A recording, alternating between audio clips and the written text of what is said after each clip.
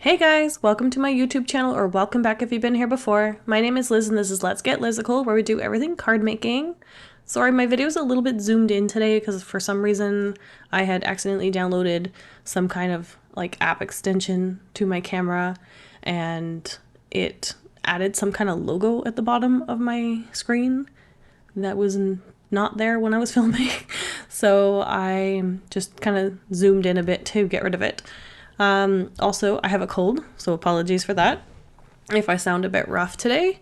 But today we're going to be doing some mirror stamping, which I found recently that works really well with the Waffle Flower grip mat.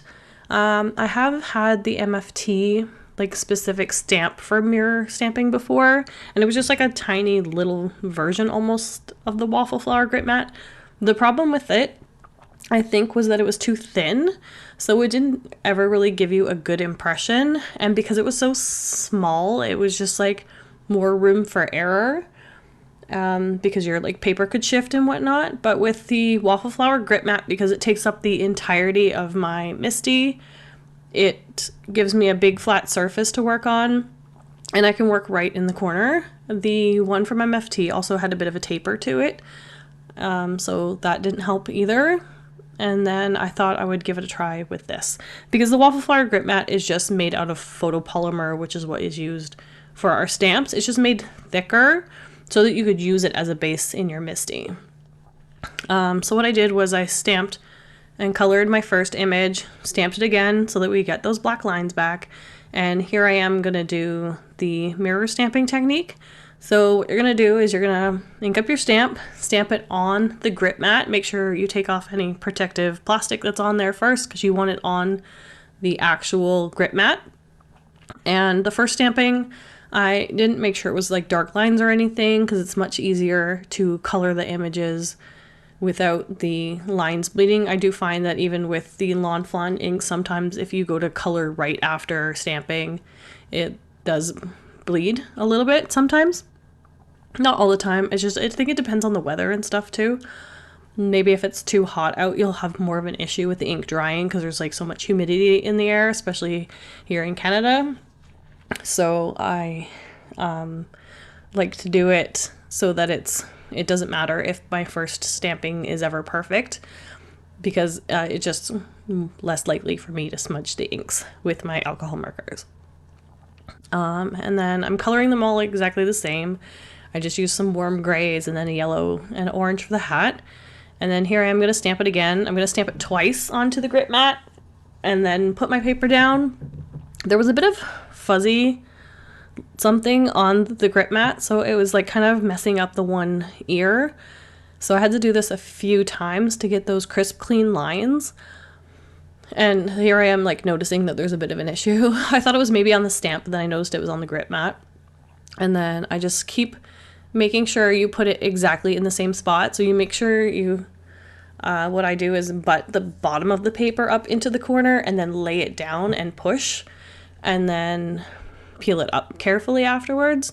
And it actually gives you really clear results.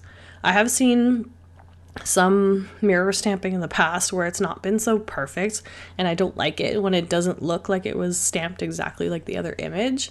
So using the grip mat really helped with that for me. And I was still able to use my Lawn Fawn dye inks. I know sometimes people will recommend using a pigment ink, because it kind of sticks to the stamps a little bit better, and it will obviously stick to the mat better as well because it's the same material. But then you can't color with your alcohol markers unless you're going to heat emboss the image after with a clear embossing powder, which is also an option. But I found that you can do this with your dye inks, especially with the grip mat. So I did those images from the Celebration Hamsters stamp set from Mama Elephant. And then for the sentiment, I'm using the Happy Birthday die from my collection. All the links will be in the description down below. And I'll be using an older set from Simon with some different circle shapes and stuff. There's this one that kind of looks like a firework spray, and I Probably have used that and maybe one or two other stamps in that set, and I really want to use more of it, but I always forget about it. But it's really great for making backgrounds. And I sent my friend Kate a birthday card this year where I had used that on a background, and I just kind of like made my own random pattern paper with it. And I was just like, you know what? I love this. I should be doing it again, and I should do it soon. I probably could have done it for this one, to be honest, but I just wanted to add a little bit of color in the background. We are going to keep this quick and simple for today, as that is my motto lately. Especially with me being under the weather this week, it was just important for me to keep this quick and simple. I definitely wanted to get this out though. I was debating on pushing it to next Tuesday, but you know what? You guys deserve a video on Friday.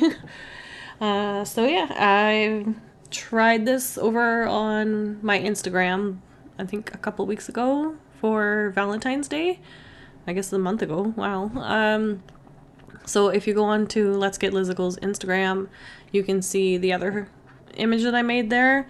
I did a stamp from Hello Bluebird with a little kitty cat and the tail and the way it was stretched out. When I mirrored it, it made it look like a little like heart shape almost, and then I stamped like a heart shape behind it just to like reiterate that heart shape. And I really love how that card turned out.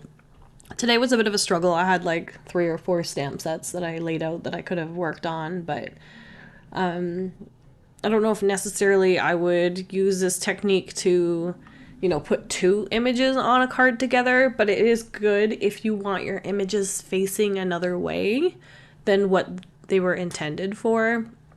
So if I even wanted to do one of these hamsters and have it facing whatever way was opposite, the left instead of the right, because it was originally facing the right, then I would just do the mirror stamping technique and use it that way. It's very good when you have like a composition where there's maybe a bunch of boxes in a card and you want to use a specific image, but you actually want it facing a different way. This is a great way to make that happen. And for the die, I decided to cut all of the letters into individual like colors. I used the same like dark tealy blue shade twice, just because I didn't want to introduce another color. I was originally going to add a purple in here, but I didn't. I wanted to keep this a bit more of a quote unquote masculine or like boyish card, because I have less of those in my collection than I do more like girly cards. This is obviously like neutral to anybody, but it's just good to have the options there. And I took the time to cut out all the letters. It didn't take as long as I thought. I was originally going to cut it out one at a time, but I ended up cutting the H and the Y at one time. Then I did the A and the second P another time, and then I did the other P. So like it took me 3 rounds to cut the happy, 1 round to cut the birthday. So it took me 4 goes through my die machine, which isn't too bad, instead of doing like 6 times. So now I'm just using Simon's Mix and Match Circles stamp set, and again I'm just going to use like this kind of like starburst or like fireworks kind of looking circle here, and just add a little bit of texture. I believe this is still available on their website, so I'll make sure to link that down below, because this is a great set to have. I'm actually like looking at it right now, and there's like a little maze one that would be cute, and it comes with like little hearts and stars and stuff, so you could put like the heart in the middle of the maze and make this into an adorable Valentine's Day card. So maybe we'll do that next year. But I just think like this is a good like background builder, and that's how I generally use it.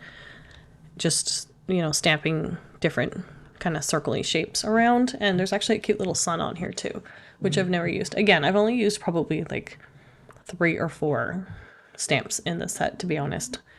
So I should kind of maybe leave this one out and play with it a little bit more often. But I picked some Simon Positively Saturated inks based on the cardstocks that I used. The cardstocks that I used are like kind of like neon colors, and they were just like those open stock ones at Michael's that you buy like a 12 by 12 sheet. And because I was looking for some neons, and I just cut them up into smaller like 8.5 by 11 sheets, and then kept the scraps in my scrap bins just for ease. And then I again, picked out inks that kind of matched it.